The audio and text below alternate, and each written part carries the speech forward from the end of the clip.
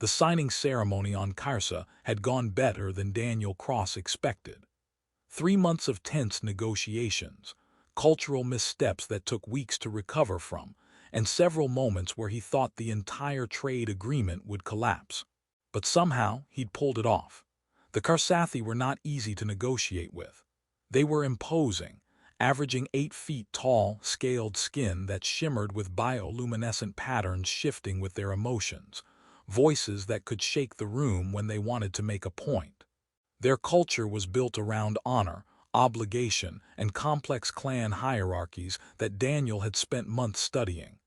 But he had a gift for reading people, any species.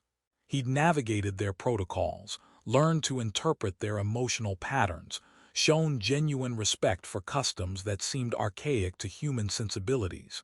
And it had worked. The trade agreement was signed. Earth corporations would have access to Kyr'sathi mineral resources. The Kyr'sathi would get advanced human technology. Everyone won. At the formal ceremony, Serath, the lead Kyr'sathi negotiator who held the rank of clan voice, stood and placed her hand on Daniel's shoulder. Her bioluminescent patterns pulsed with colors his database identified as approval and respect.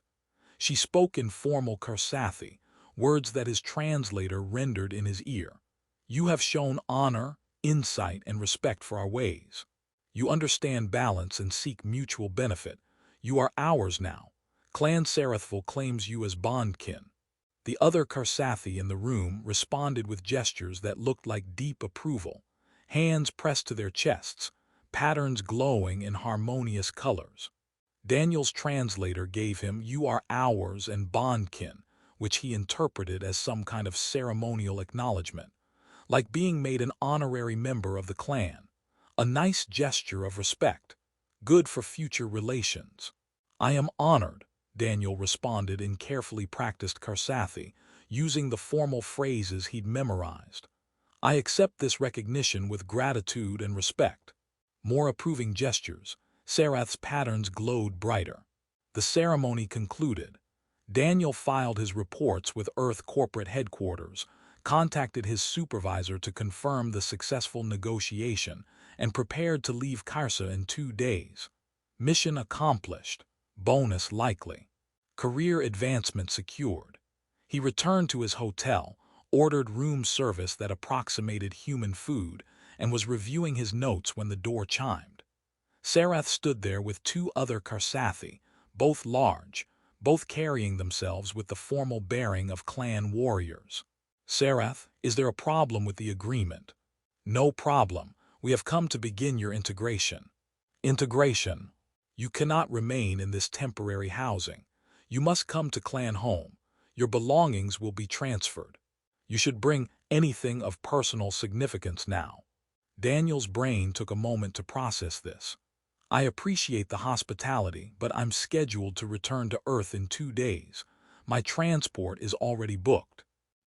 Serath's patterns shifted to colors that might indicate confusion. "You accepted clan bond. You are Serath'vel now. You will live with us, learn our full customs, fulfill your obligations to the clan. Your Earth obligations are superseded." "Wait, what?" Daniel felt ice forming in his stomach. "I accepted as a gesture of respect at the ceremony.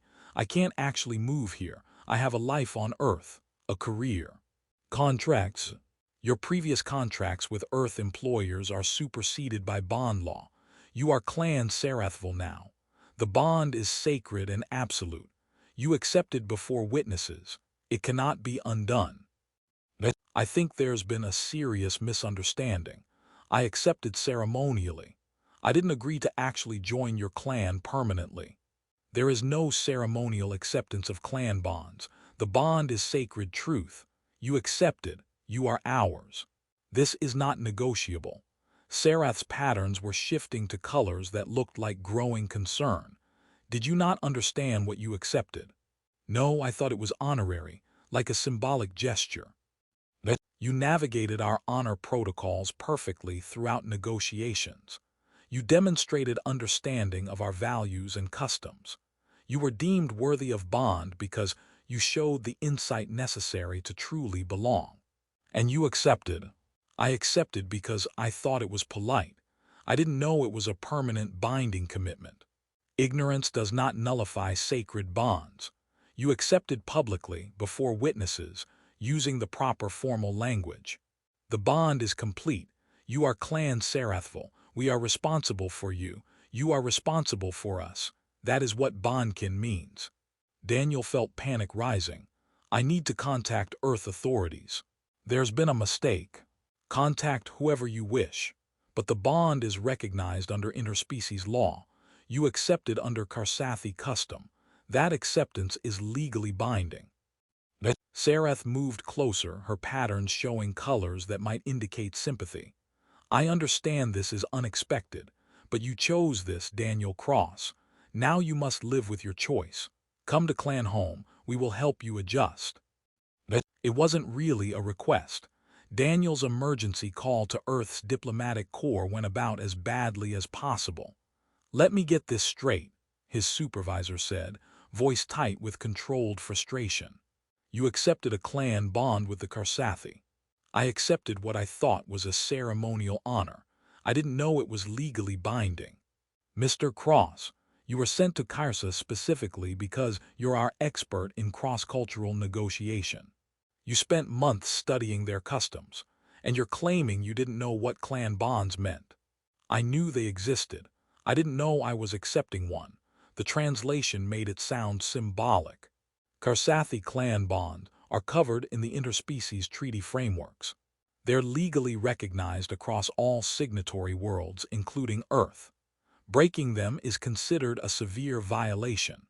We're talking trade sanctions, diplomatic incidents, potential criminal charges on Kyr'sathi worlds. So what do I do? There was a long pause. You can request formal dissolution of the bond through Kyr'sathi legal channels, but the process takes years, requires clan consent which they're unlikely to give, and would severely damage Earth-Kyr'sathi relations. The trade agreement you just secured could be voided. You're saying I'm stuck. I'm saying you accepted a bond under Kyr'sathi law. That acceptance is legally recognized. The Kyr'sathi believe you understood their customs when you accepted. Claiming ignorance now makes Earth look either incompetent or dishonest. Neither is acceptable. This is insane. This is the reality of interspecies law, Mr. Cross. You have two options. Fight this and potentially destroy the trade agreement plus Earth's relationship with an important species, or accept the bond and find a way to work within it while we explore long-term solutions. Daniel knew which option his employer preferred, which option Earth's government preferred, which option wouldn't make him the scapegoat for a diplomatic disaster. He moved to Clan Home. The compound was massive, a fortress-like structure housing about 200 Kyr'sathi in an extended family network. Serath explained the layout as she showed him to his assigned quarters. Living areas, communal spaces, training facilities, council chambers, gardens. You will have privacy in your quarters, but you are expected to participate in communal meals, attend clan councils, contribute to clan welfare according to your abilities. She paused. You will learn our laws, our history, our obligations. You are Bondkin now. That means you are one of us in all ways that matter. And if I refuse to participate? Serath's patterns shifted to colors that looked like sadness. The bond is not a chain that restricts movement. It is a web that connects lives. Your choices affect the clan. The clan's standing affects you. If you dishonor yourself through failure to fulfill obligations, you dishonor us. If we fail you, we fail ourselves. So refusing doesn't break the bond. It just makes everyone miserable. Yes, the bond exists whether you embrace it or resist it. But one path leads to meaning and belonging. The other leads to isolation within connection, which is the worst kind of suffering. Over the following weeks, Daniel learned what being Bondkin actually meant. He couldn't leave Kyr'sathi territory without clan approval. His movements were monitored not as surveillance, but as family keeping track of members. His earnings were considered clan property, managed collectively. In return, the clan provided everything he needed: food, housing, clothing, medical care. He never lacked for anything, but he also couldn't just buy what he wanted without clan discussion. His reputation and actions reflected on the clan's honor. When he made mistakes, they affected everyone. When he succeeded, the clan celebrated collectively. The clan's enemies were his enemies. Their obligations were his obligations. Their decisions bound him even when he disagreed. And most disturbingly, there was a psychic component to the bond.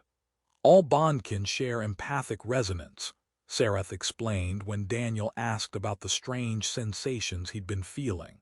You can sense when clan members are in distress, when they celebrate, when they grieve. We can sense your emotional states. It is not mind reading, it is connection. It's invasive. It is belonging. You cannot hide your suffering.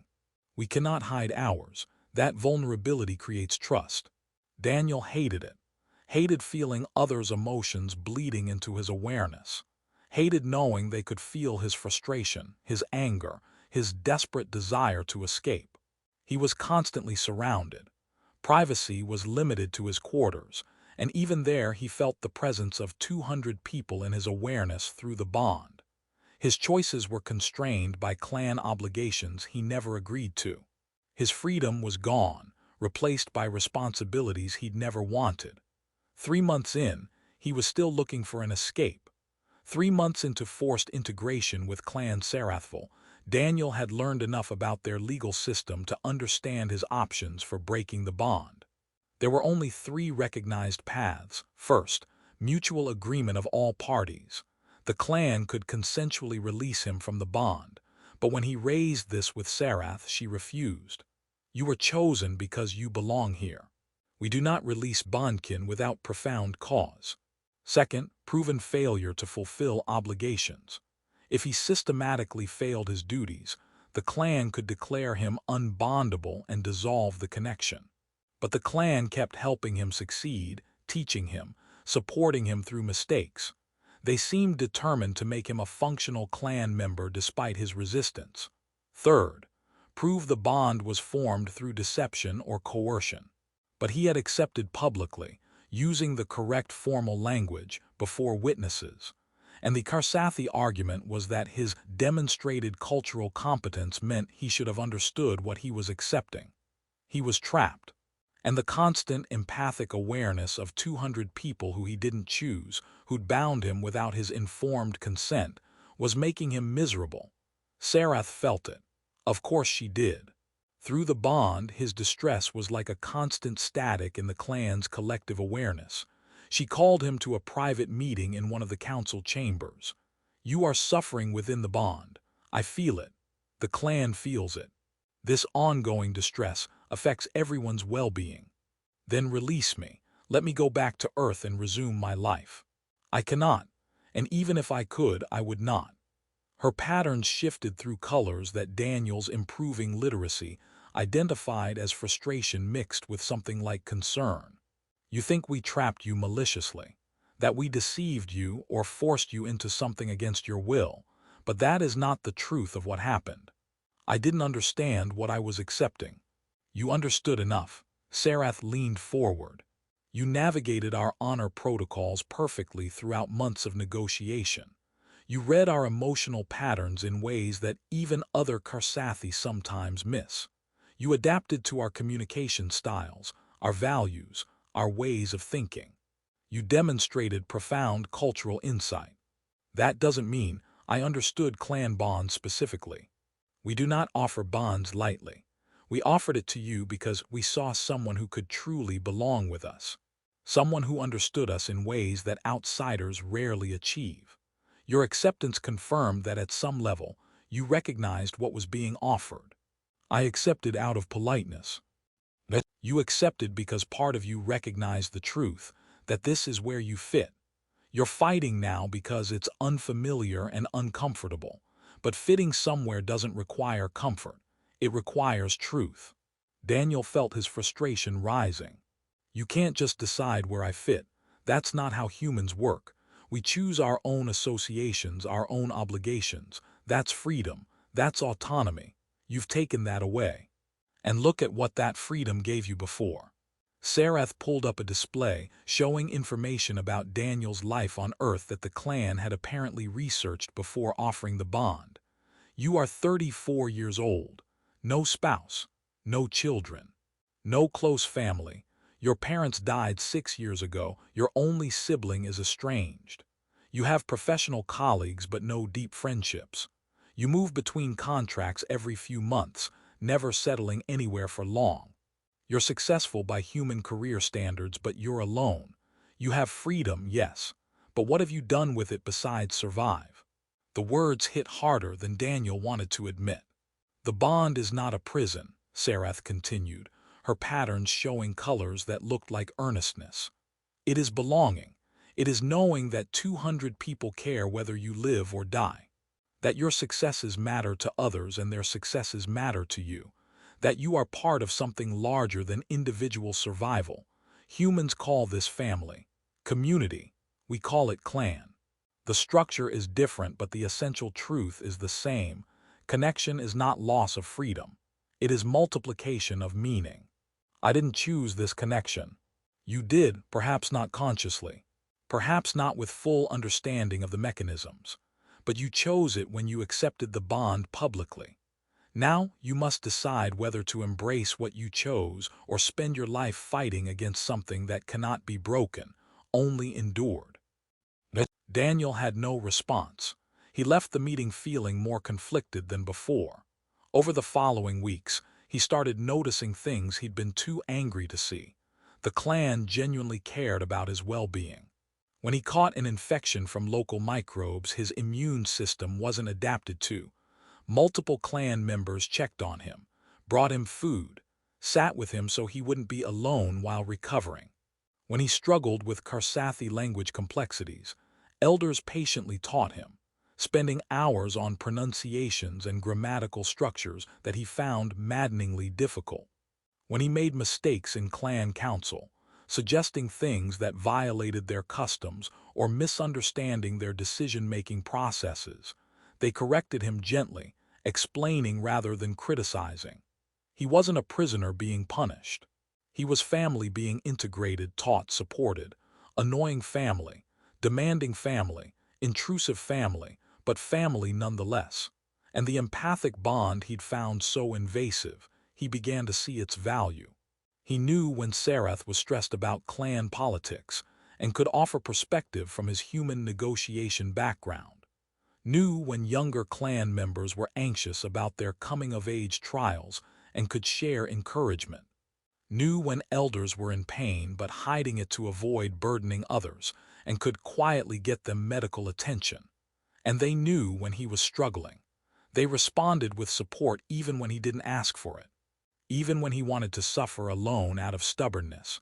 It was still uncomfortable, still not what he would choose if given a real, informed choice. But it wasn't the prison he'd thought it was. 6 months into the bond, everything changed.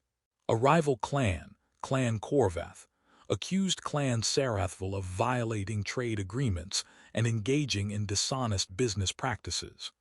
The accusations were politically motivated, part of an ongoing rivalry between the clans. But if proven in formal arbitration, the consequences would be severe. Massive fines, loss of trade status, clan dishonor that would take generations to repair, financial ruin, social destruction. Everything the clan had built over centuries could collapse. Daniel felt the collective distress through the bond, 200 people's fear and determination bleeding into his awareness constantly. It was overwhelming. Serath came to him. "We need your help. Your expertise in trade law, your negotiation skills, your human perspective on contracts and agreements. The arbitration will be conducted under Kyr'sathi law, but the trade agreements in question involve human corporations. You understand both sides in ways that pure Kyr'sathi negotiators cannot. You want me to help the people who trapped me here against my will. We want our Bondkin to use his considerable skills to protect his clan. That is what Bondkin do." Daniel seriously considered refusing. Part of him thought, let them face consequences. Maybe if the clan's status collapsed enough, the bond would weaken or break. Maybe this was his escape. But then he felt it through the bond. The genuine fear from younger clan members who'd done nothing wrong but would suffer anyway. The stress from elders who'd worked their entire lives to build the clan's reputation. The determination from warriors who would fight if arbitration failed, even knowing they'd likely die in the conflict. These people had fed him, housed him, cared for him when he was sick, taught him their language and customs with patience he didn't deserve, celebrated his small successes and supported him through his failures. They weren't just captors. They were his clan, whether he'd wanted them to be or not. I'll help. The arbitration preparation took weeks. Daniel threw himself into the work with an intensity that surprised him. He reviewed every trade agreement, every contract, every communication between Clan Serath'vel and their business partners. He found the flaws in Clan Kyr'sath's accusations, technical details that proved their claims were based on misunderstandings or deliberately twisted facts. He worked with Serath and other clan members to build a defense that was both technically sound and honorable by Kyr'sathi standards. Because this wasn't just about winning legally, it was about protecting the clan's reputation, their standing, their honor.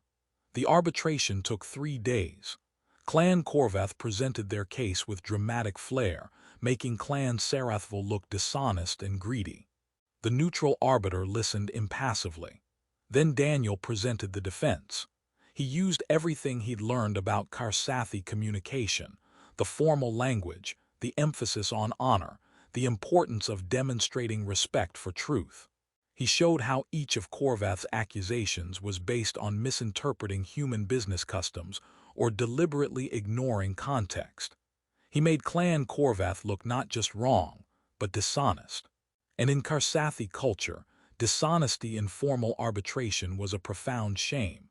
The arbiter ruled in Clan Serath'vel's favor. Complete vindication. The rival clan was ordered to publicly retract their accusations and pay compensation for the harm caused. The clan's reputation wasn't just saved, it was enhanced. They'd been challenged and proven right, proven honorable, proven strong. Afterward, there was a celebration at clan home. Daniel was honored publicly, not as an outsider who'd helped, but as Bondkin who'd fulfilled his obligations to the clan. The distinction was important. For the first time since the bond formed, Daniel felt it clearly through the empathic connection, genuine gratitude, pride, and belonging directed at him from 200 people simultaneously. It was overwhelming in a completely different way than the distress had been. Later, he found himself sitting alone in the compound's gardens, processing everything. Serath found him there. You could have refused, could have let us fail. The bond compels general obligation but not specific actions. You chose to help us. I did. Why? Daniel thought about it honestly. Because you were right. This is my clan now. I can keep fighting that reality or I can accept it. And accepting it doesn't mean I've lost myself. It means I've found something I didn't know I needed. Which is belonging, real belonging, not just professional networks or casual acquaintances. People who are bound to me, and I'm bound to them in ways that matter. People who can't just walk away when things get difficult because we're connected through something deeper than convenience. He looked at Serath. I'm still not happy about how this happened. I still think I should have been given real, informed choice before being bound. But I'm starting to understand that the bond itself isn't the problem. The problem was me fighting against something that could actually be good. Serath's patterns glowed with warm colors. The bond is not about happiness.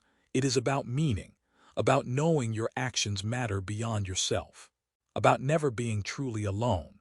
Humans fear loss of freedom, but true isolation is a greater loss. You're learning this truth. Over the following months, Daniel stopped looking for ways to escape the bond. He started actively participating in clan life, teaching younger members about human culture, helping establish better trade relationships between the clan and human corporations, using his unique position as human bondkin to bridge cultural gaps. A year after the bond formed, Earth's diplomatic corps contacted him with an offer. "We've been negotiating with the Kyr'sathi government for your release. We think we have an agreement that would allow you to return to Earth while maintaining the trade relationships. Do you want us to proceed?" A year ago, Daniel would have said yes without hesitation. Now, what happens to my bond with Clan Serath'vel if I accept? It would be formally dissolved. You'd be free to return to Earth, resume your career on your own terms. And the clan, the 200 people I'm bound to, would no longer be your concern. That was exactly the problem. They would no longer be his concern. He'd be free to return to his old life, successful, independent, alone, or he could stay bound to 200 people who'd become his family. "Thank you for working on this," Daniel said carefully, "but I'm staying. The bond is where I belong." Years later, when humans studied Kyr'sathi culture and the concept of clan bonds, they often referenced Daniel Cross as a case study. The human who was accidentally bound to an alien clan and chose to stay. When asked about it in interviews, Daniel always explained it the same way. "I thought the bond was a prison because it limited my freedom to make choices entirely on my own terms. But freedom without connection is just a different kind of prison, one where you're alone with your choices and no one cares about the outcome. The bond gave me something I didn't know I was missing. People who matter to me and who I matter to in ways that can't be easily broken or abandoned. That's not imprisonment. That's belonging. And sometimes the most important choices we make are the ones we make after we realize we can't unmake our earlier decisions. I couldn't break the bond, but I could choose to embrace it, and that choice made all the difference." And Serath, when asked about accepting a human into their clan bonds, would say, "We saw someone who understood balance and honor, who sought genuine connection even if he didn't consciously realize it. The bond was not a trap. It was recognition of what was already true, that he was meant to be one of us. His resistance was fear of losing himself.